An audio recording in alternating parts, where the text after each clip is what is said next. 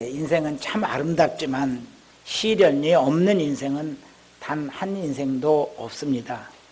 우리 인생이 얼마나 아름답습니까? 우리 인생이 아름다운 것은 서로 사랑을 받아야 하고 서로 사랑해야 하기 때문이라고 할 수 있습니다. 아무리 가진 것이 없고 뛰어난 것이 없는 사람이라 할지라도 우리는 누구에겐가 가장 소중한 사람이고 없어서는 안 되는 가장 귀한 사람, 그런 사람이기 때문에 우리의 인생은 한 사람도 존귀하지 않은 사람이 없다라고 할 수 있습니다. 그래서 우리는 서로를 존중해야 하고 서로를 귀하게 여기고 친절해야 하는 것입니다. 저도 그렇습니다. 저를 모르는 사람들에게 저의 존재 가치는 별로 중요하지 않겠지만 우리 가족들, 특히 아내와 딸들, 그리고 우리 손자들에게는 매우 중요한 사람입니다. 여러분들 알아주시기 바랍니다. 그리고 또 저를 사랑해 주시는 분들에게는 제가 참 필요한 사람들이죠. 저도 가족들과 저를 사랑해 주시는 모든 사람들을 사랑하고 우리가 서로 존재함으로 하나님께 감사를 드리고 있습니다. 그리고 또 하나님께서 저를 사랑하시고 꼭 필요하다 하시니 제 인생이 대단히 소중하게 여겨집니다. 그래서 또한 저의 인생도 아름답습니다. 그렇지만 저의 인생길에도 많은 시련들이 있었습니다. 대학 입시에 2번이나 실패해서 삼수를 해야 하는 힘든 과정을 걷기도 했고, 남들이 다 다녀오는 군대 생활이지만 군기라는 단어 앞에서 공포 속에서 3년을 지내야 했습니다. 또 직장 생활을 하면서는 춘천가도에서 중앙선을 침범하는 그런 차 때문에 정면 충돌하여 온몸이 다 부서지고 죽음의 고비를 넘겨야 하기도 했습니다. 아직도 후유증으로 오른쪽 발목이 아파서 많이 걷지도 못하고 또 무거운 짐을 들 수도 없습니다. 또 대상포진이 너무 지독하게 찾아와서 4년이 다 된 지금에도 머리에 남아있는 통증 때문에 대단히 고통스럽습니다. 견디기가 어렵습니다. 이 병을 낫기 위해서 정말 많은 비용을 써야만 했고 또 중국까지 다녀오면서 치료를 받았지만 아직도 다 낫지를 못하고 병원을 전전하고 있습니다. 또 지금은 교회 재건축이라는 너무도 큰 산 앞에, 이 숙제 앞에 놓여 있습니다. 어떻게 헤쳐나가야 할지 정말 그 길을 다 알지 못합니다. 반드시 꼭 헤쳐나가야 할 일이지만 쉽지는 않습니다. 다행히 함께 일하는 당회원들이 계시고 또 함께 기도해주는 성도님들이 계셔서 이것을 이겨내고 있습니다. 인생은 누구나 이렇게 힘든 고비고비를 넘어야만 합니다. 거친 바다를 건너야 할 때가 있습니다. 폭풍우를 뚫고 지나가야 할 때가 있습니다. 여러분 중에도 이런 힘든 시험 중에 계시는 분들이 계시죠. 이겨내기 너무너무 힘드셔서 주저앉고 싶을 때가 있으시죠. 모든 것을 포기하고 그만두고 싶을 때도 있으시죠. 더는 견딜 수 없어서 힘이 너무 들어서 힘이 소진되어서 눈을 감아버리고 싶을 때도 있으실 것입니다. 그래도 힘을 내시길 바랍니다. 이런 고난이 여러분만 겪는 고난은 아닌 것입니다. 모든 사람들이 평안히 웃고 다니고 있지만 그들 모두 이렇게 힘들고 어려운 고난을 다 겪는 것입니다. 그리고 이제는 그렇게 웃고 살 수가 있는 것이죠. 여러분들도 조금만 참고 견디신다면 그렇게 밝게 웃고 행복해지는 길을 찾아갈 수가 있습니다. 오늘 본문이 우리가 이런 역경과 고난을 어떻게 이겨내야 하는지 가르쳐주고 지혜를 주고 있습니다. 그리고 이 역경과 고난 뒤에 있는 밝은 햇살을 우리들에게 보여주고 있는 것입니다. 밤하늘의 별들을 아주 좋아하는 10살짜리 소녀가 있었습니다. 그 소녀는 저녁이 되면 하루도 빠짐없이 마당에 나가서 하늘의 별들을 바라보며 행복해 했습니다. 하나님의 사랑을 느꼈던 것입니다. 그러나 비가 오거나 구름이 잔뜩 낀 날은 별을 볼 수가 없기 때문에 슬퍼했습니다. 좋아하는 별들도 볼 수 없었고 하나님께서 자신에게 사랑의 메시지로 보여주는 그 메시지를 느낄 수 없었기 때문입니다. 그런데 그 해에는 아주 긴 장마가 있었습니다. 소녀는 그때에도 장마 중에도 늘 마당에 나가서 하늘을 바라보았습니다. 비를 맞으면서도 혹시 별을 볼 수 있을까 하늘을 뚫어지게 쳐다보았습니다. 그렇지만 매일매일 별을 볼 수는 없었습니다. 어제도 볼 수 없었고 오늘도 볼 수 없고 내일도 모레도 볼 수 없을 것만 같았습니다. 그래서 대단히 우울하게 되었습니다. 소녀의 얼굴에서 미소가 사라졌습니다. 슬픔이 가득했습니다. 희망마저 사라졌습니다. 결국 한 달이 넘는 긴 장마 동안 소녀는 병상에 눕고 말았습니다. 밥도 먹지 않고 말도 없었습니다. 그때 주일학교 선생님이 찾아오셨습니다. 그리고 소녀의 천장에 야광 별들을 붙여 주셨습니다. 그리고 이렇게 말합니다. 소녀야, 지금은 장마철이어서 하늘에 별이 없지만 그치지 않는 비는 없단다. 이제 내 방 천장에 별이 떴구나. 그런데 소녀야, 천장에 별을 보면서 하나님께서 하늘에 잘 보관하고 계시는 별을 기다려보렴. 하나님은 분명히 너에게 이 아름다운 별들을 다시 보여주실 거야 하면서 기도해 주었습니다. 소녀는 용기를 얻었고 식사를 다시 하고 힘을 차렸습니다. 장마는 곧 그치고 밤하늘의 총총한 별들을 다시 볼 수 있었습니다. 여러분, 우리의 인생의 삶에서 고난이 있다고 시련을 당한다고 하나님의 사랑이 끝나버리고 사라진 것은 아닙니다. 이런 고난, 이런 시련을 통해서 하나님 우리에게 더 큰 사랑을 깨닫게 하시고 누리게 하시려고 이런 일들을 허락하시는 것입니다. 이런 고난, 이런 먹구름은 일종의 징검다리일 뿐인 것이죠. 우리는 이런 시련들을 하나하나 또 하나하나 이겨내면서 하나님의 은혜의 세계로 들어가는 것입니다. 우리의 고난과 시련 뒤에는 하나님의 사랑과 은혜가 충만히 기다리고 있음을 잊지 마시길 바랍니다. 오늘 본문 말씀을 살펴봅니다. 첫 번째 보는 말씀은 하나님을 사랑하는 자들은 시련을 이겨냅니다 하는 말씀입니다. 우리 12절 말씀 다시 함께 읽습니다. 시작. 시험을 참는 자는 복이 있나니 이는 시련을 견디어낸 자가 주께서 자기를 사랑하는 자들에게 약속하신 생명의 면류관을 얻을 것이기 때문이라. 아멘. 시험을 참는 자는 복이 있습니다. 이미 여러분에게 말씀드렸습니다. 세상의 지혜와 성경이 말씀하는 지혜는 아주 다르다고 말씀드렸습니다. 세상의 지혜는 남을 속여서라도 내가 유익을 얻는 것을 지혜라고 하지만 성경은 그런 것은 지혜라고 하지 않습니다. 그래서 우리 크리스찬의 지혜는 이제 달라져야 하는 것입니다.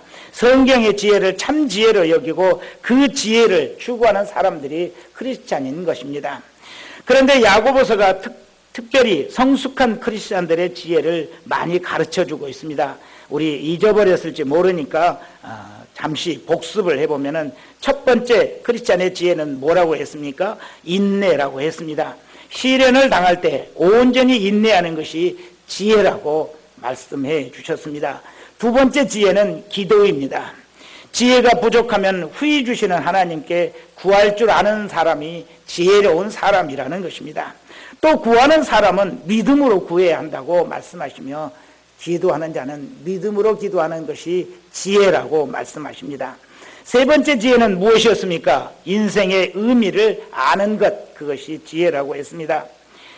하나님 앞에서 인생의 의미를 알고 가난한 사람은 부하게 하시는 하나님을 바라볼 수 있는 믿음, 그리고 부한 자는 세상의 부가 풀의 꽃처럼 곧 시들어버릴 것임을 깨달아 알아서 세상에 부의 마음을 두지 말고 오직 자신을 사랑하시고 또 영원한 생명을 주시는 하나님께 영광을 돌릴 줄 아는 사람, 이런 사람이 지혜롭다 말씀하셨습니다. 오늘은 네 번째 지혜입니다. 네 번째 지혜는 무엇을 말씀하고 있는 것일까요? 그것은 하나님을 사랑하는 지혜입니다. 하나님을 사랑하는 자가 복 있는 사람이요 지혜 있는 사람이라고 말씀하고 있습니다. 여러분, 하나님을 사랑하는 것이 인생의 참 지혜임을 알고 계십니까? 여러분은 그런 의미에서 지혜로운 사람이라고 생각하십니까? 본문에서 하나님을 사랑하는 사람이 받는 복이 무엇이라고 합니까? 생명의 면류관, The Crown of Life라고 말합니다. 생명의 면류관을 얻는다고 합니다. 생명의 면류관이 무엇입니까? 하나님께서 주시는 왕관입니다. 그 왕관은 영원한 생명의 왕관입니다. 올림픽의 클라이막스가 무엇입니까? 마라톤이죠. 마라톤에서 승리하면 면류관을 머리에 쓰게 됩니다. 그 면류관은 월계수로 만든 것입니다. 마라톤을 하는 사람들은 그 월계수 면류관을 쓰기 위해서 밤낮을 가리지 않고 훈련하고 연습하고 또 훈련합니다. 식사도 철저히 통제해야 합니다. 가족들과 만나는 것도 프로그램에 따라서 맞추어야만 합니다. 그리고 근력 운동을 하고 뛰고 또 뜁니다. 발에서 피가 나도록 뛰고 또 온몸에서 기력이 완전히 소진하도록 죽어라고 뛰는 것입니다. 더 빨리 뛰기 위해서 속도 운동을 해야 하고 지치지 않기 위해서 심폐 운동도 해야 합니다. 지구력을 위해서 거기에 맞는 음식을 먹어야만 합니다. 4년이 아니라 10년을 넘게 죽도록 고생하며 준비해야 합니다. 그리고 경기장에 나갑니다. 그러나 월계수 면류관 그것은 1등 오직 한 사람에게만 주어지는 것입니다. 그런데 이 생명의 면류관, 하나님께서 주시는 생명의 면류관을 다른 서신서에서도 말씀하고 있습니다. 고린도전서 9장 25절에는 썩지 않는 면류관이다 하시고, 또 디모데후서 4장 8절에서는 의의 면류관, 베드로전서 5장 4절에서는 영광의 면류관이라 합니다. 종합해 보면은 생명의 면류관은 썩지 않는 썩어 없어지는 면류관이 아닙니다. 영원한 면류관인 것입니다. 이 면류관은 하나님께서 의인들에게 주시는 의의 면류관이며 또 인생 최고의 영광이 되는 가장 높은 가치의 면류관임을 말씀하고 있습니다. 부자의 영광은 늙고 몸이 늙어지면 아무 쓸모가 없게 됩니다. 끝장인 것입니다. 또 세상의 지식과 지혜의 영광도 세상 떠날 때에 반납해야만 합니다. 외모와 건강의 자랑은 7학년이 되고 8학년이 되면 또 반납하게 되는 것이죠. 참 영광의 면류관이란 무엇이겠습니까? 그것은 부자나 외모나 어떤 세상의 것들이 아니라 하나님께 주시는 생명의 면류관, 그 면류관이 참 영광의 면류관인 것입니다. 누가 이런 면류관을 포기할 수 있겠습니까? 여러분도 반드시 이 면류관을 꼭 얻으시기 바랍니다. 그런데 이 면류관이 누구에게 주어진다 합니까? 하나님께서 자기를 사랑하는 자들, 곧 하나님을 사랑하는 자들에게 약속하신 면류관이라고 합니다. 그렇다면 여러분에게 묻습니다. 여러분은 진정으로 하나님을 사랑하십니까? 여러분이 생각하는 수준의 사랑이 아니라 하나님께서 인정하실 정도로 하나님을 사랑하고 계십니까? 그것을 무엇으로 증명하실 수 있겠습니까? 하나님을 사랑하는 사람들에게는 반드시 하나님을 사랑하는 흔적이 나타나는 것입니다. 아브라함은 모든 사람들을 선대함으로 하나님의 사랑을 나타냈습니다. 종들에게도 인격적으로 대했을 뿐만 아니라 어느 누구에게라도 억울하게 하거나 빼앗는 일이 없었습니다. 그리고 하나님께서 그의 사랑하는 아들을 번제로 바치라고 했을 때에 주저앉지 않고 하나님께 바쳤습니다. 하나님께서 아브라함의 이 사랑을 인정하시게 되었죠. 창세기 22장 12절입니다. 함께 읽습니다. 시작. 사자가 이르시되 그 아이에게 내 손을 대지 말라. 그에게 아무 일도 하지 말라. 내가 내 아들 내 독자라까지도 내게 아끼지 아니하였으니 내가 이제야 내가 하나님을 경외하는 줄을 아노라. 아멘. 하나님은 아브라함이 하나님을 사랑하고 경외한다는 것을 인정하셨습니다. 여러분 무엇으로 하나님을 사랑하고 계심을 인정받을 수 있겠습니까? 어떤 사람들은 예배드리기를 대단히 기뻐하심으로 하나님을 사랑하는 것을 입증합니다. 그분은 직장생활을 하는 바쁜 중에도 주일 예배뿐만 아니라 수요예배, 금요기도회까지 빠지지 않으십니다. 그분은 자신의 인생에서 예배하는 것처럼 기쁘고 행복한 시간은 없다고 합니다. 그렇게 예배하는 시간이 좋은 것은 자신을 사랑하시고 또 자신이 사랑하는 하나님을 만나는 시간이 예배 시간이기 때문입니다. 또 어떤 분은 하나님을 사랑하기 때문에 모든 사람들에게 친절한다고 합니다. 하나님께서 만드신 모든 사람들이 다 소중하고 그들에게 선을 베푸는 것이 곧 하나님께 선을 베푸는 것이요 하나님을 사랑하는 것이라고 생각하기 때문에 그렇다고 합니다. 여러분은 어떻게 하나님에 대한 사랑을 증명하시겠습니까? 저는 말씀에 순종하는 것으로 하나님을 사랑함을 증명하려 합니다. 특히 순종 중에서도 화를 내지 말라는 모든 사람과 화목하라는 그 하나님의 말씀에 순종하려 합니다. 누구에게나 어떤 경우에든지 그분이 나에게 얼마나 큰 잘못을 한다 할지라도 절대로 화를 내거나 그분을 미워하지는 않으려고 합니다. 그것은 주님이 저를 그렇게 용서하시고 계실 뿐만 아니라 또 사랑하셨고 지금까지 내게 온유로 대하고 계시기 때문입니다. 그런데 오늘 본문은 하나님을 사랑하는 사람은 어떤 사람이라고 합니까? 시험을 참는 자, 시련을 견뎌낸 자라고 합니다. 여기에서 시험은 페이라스모스라는 헬라어인데 이것을 영어로 번역할 때는 트라이얼 또는 템테이션, 우리말로 번역하면 시련이나 유혹으로 번역할 수 있는 단어입니다. 그런데 본문은 트라이얼을 시련에 가까운 단어입니다. 그래서 다시 정리하면 시험을 참는 자는 복 있는 사람이고 시련을 견뎌낸 자입니다. 또 그는 하나님을 사랑하는 자이고 하나님께 생명의 면류관을 얻을 자인 것입니다. 본문은 시련을 견뎌내는 자가 하나님을 사랑하는 자라고 합니다.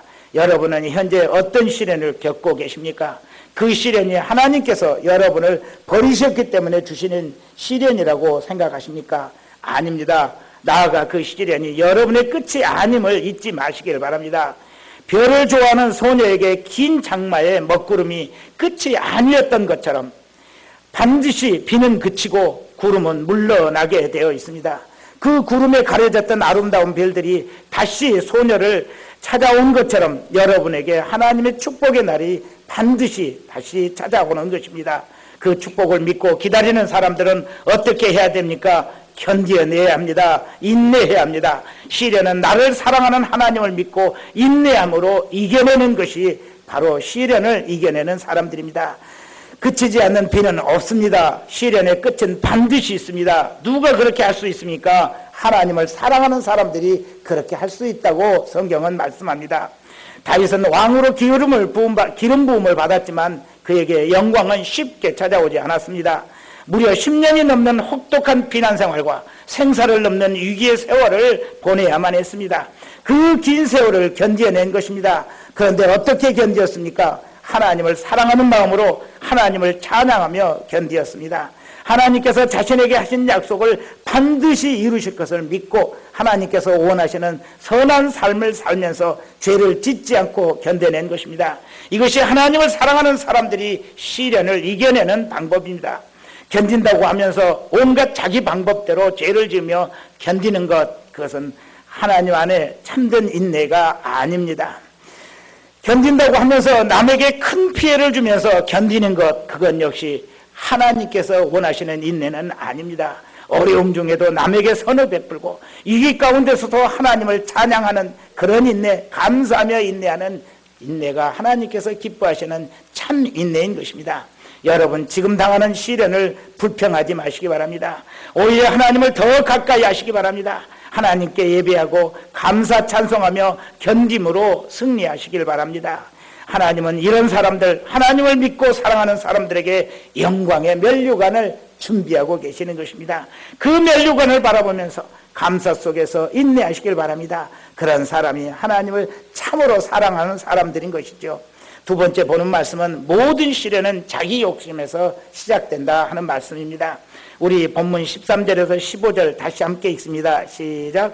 사람이 시험을 받을 때에 내가 하나님께 시험을 받는다 하지 말지니 하나님은 악에게 시험을 받지도 아니하시고 친히 아무도 시험하지 아니하시느니라.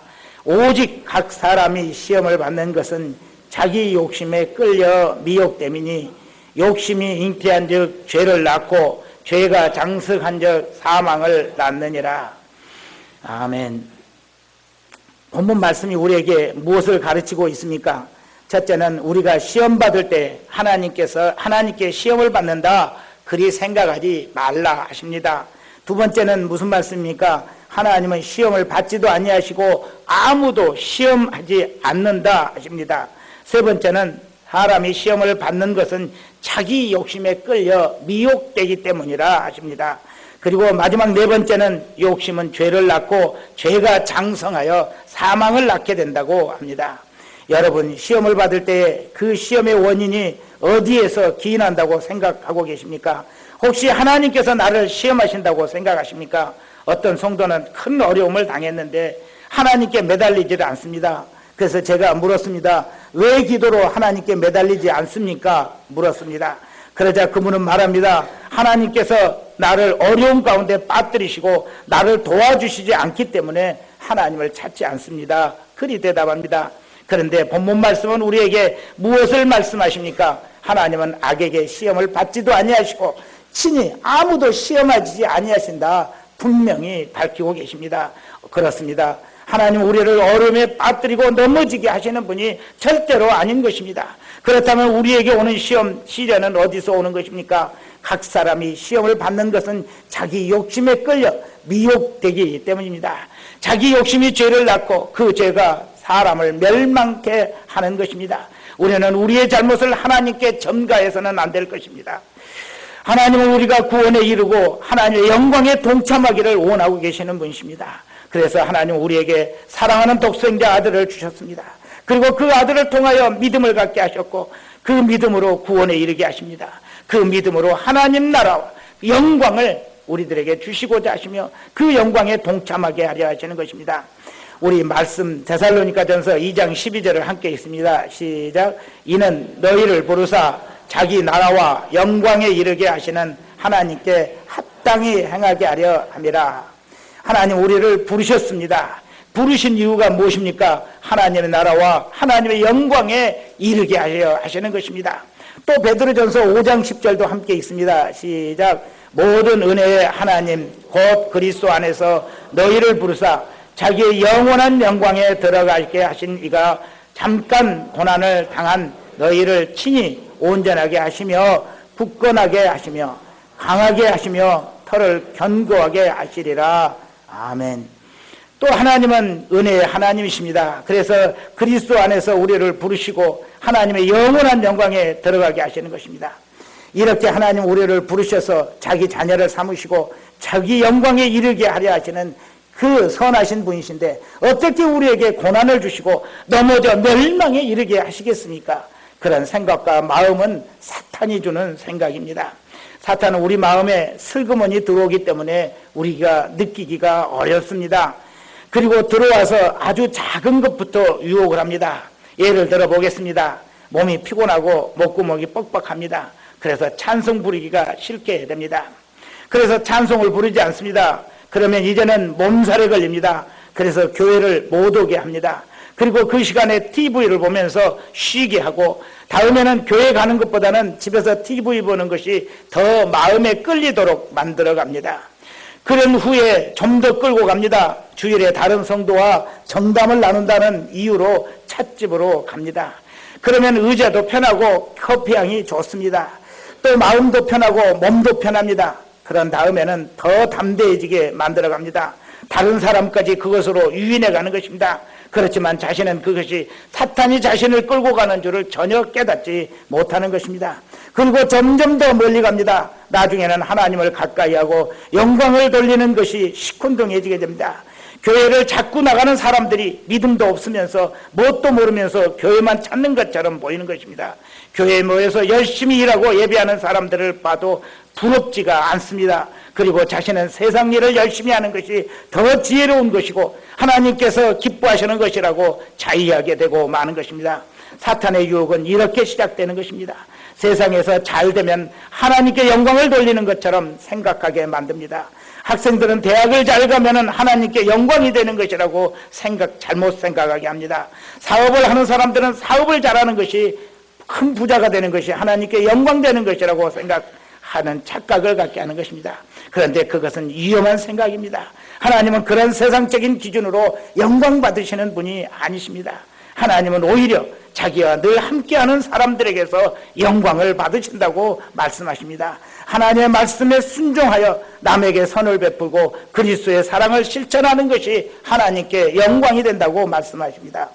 여러분 시험에 들어 하나님을 원망하지 마시고 늘 하나님과 동행하시며 하나님의 영광 가운데 사는 성도들 되시기 바랍니다. 아주 거창한 것이 하나님께 영광이 되는 것이 아닙니다. 친절한 안내위원, 맛있는 식사를 준비하는 식사 당번들, 성실한 주일학교 교사, 감사도 드리는 찬양대원들, 이런 분들이 하나님의 영광에 동참하는 것입니다. 하나님을 영화롭게 하는 것입니다.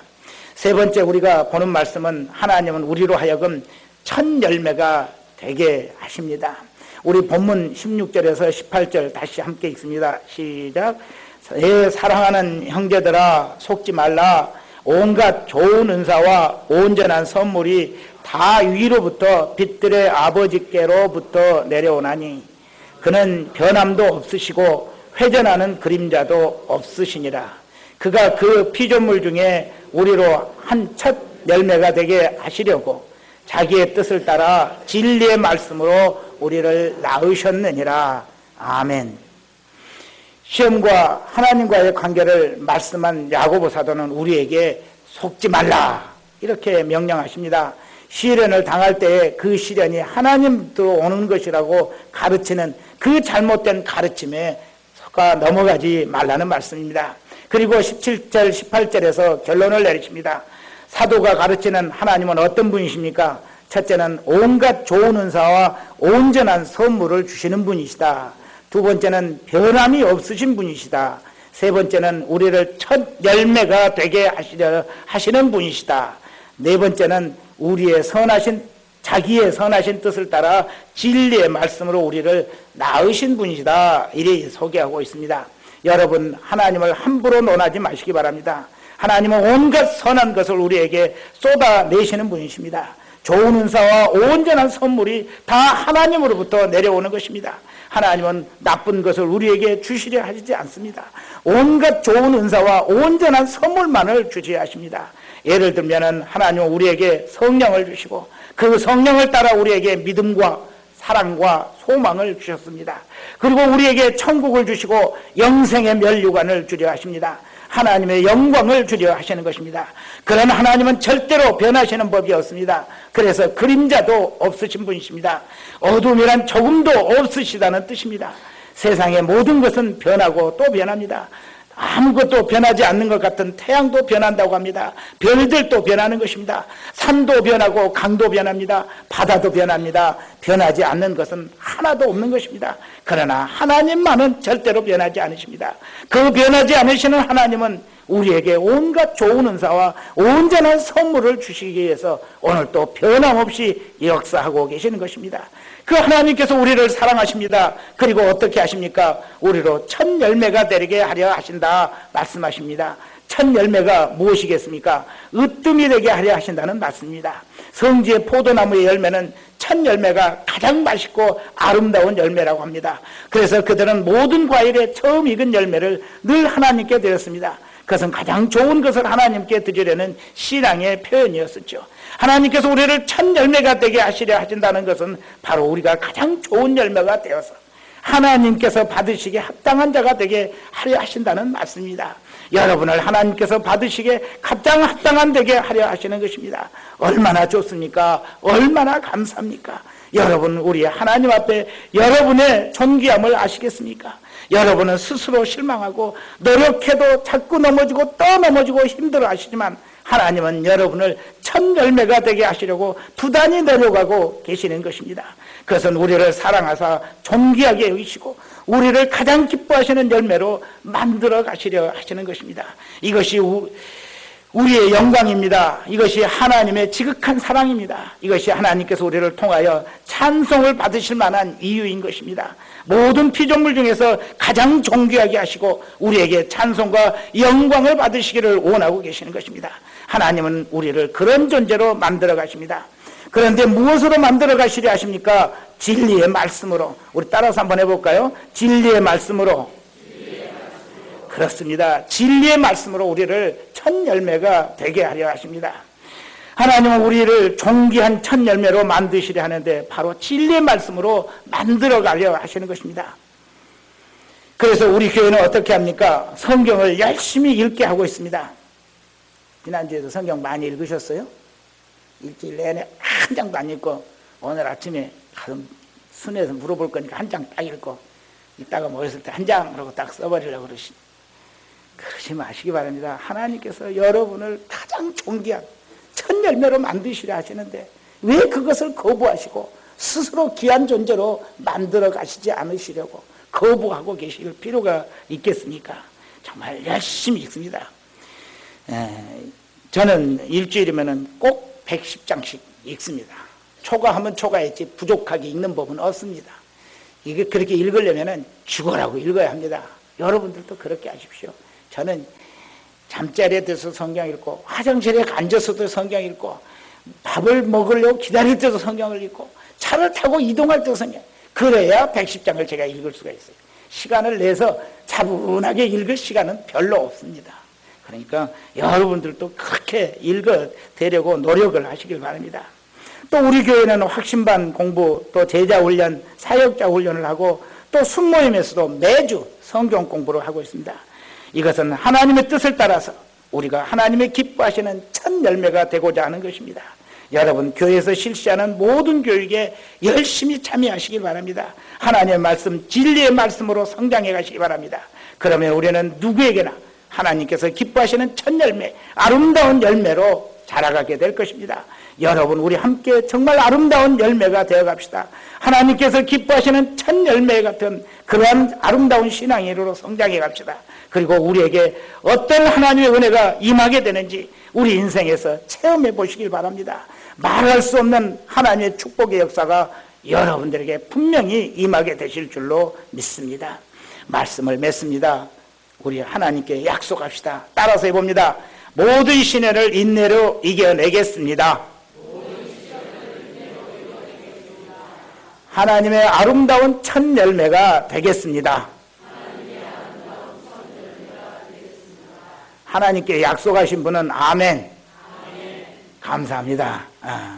모든 시련을 인내로 이기시고 하나님의 첫 열매가 되기를 소망하는 여러분에게 하나님의 큰 은총이 늘 풍성하시기를 간절히 축원합니다. 기도